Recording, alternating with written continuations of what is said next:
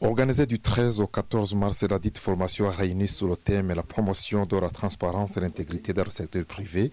Les hommes d'affaires en provenance des districts de Musanze, Rubavu-Huye et Kayonza.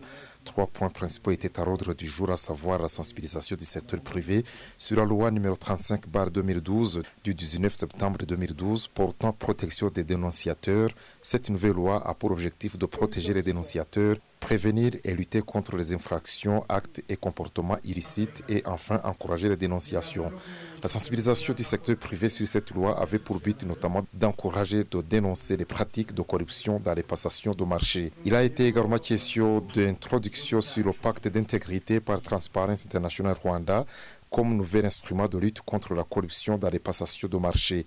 Initialement appelé ILO d'intégrité, ce pacte est un instrument qui a été mis au point au cours des années 1990 par Transparency International pour permettre au gouvernement, aux entreprises et aux organisations de la société civile qui sont disposées à lutter contre la corruption de pouvoir mener ce combat dans le domaine des marchés publics. Il s'agit d'un processus qui consiste en un accord entre un gouvernement et une administration publique et tous les soumissionnaires aux appels d'offres publiques. Enfin, il s'agissait de discuter du nouveau code d'éthique commerciale initié par le secteur privé et dont l'objectif est de permettre aux hommes d'affaires de mener leur business dans la transparence et l'intégrité. Les discussions se sont centrées sur les types de corruption que rencontrent les hommes d'affaires dans les passations de marché. Entre autres recommandations, les participants ont demandé la remise des frais payés pour l'acquisition du dossier d'appel d'offres si le processus de passation de marché est annulé pour une raison indépendante aux soumissionnaires.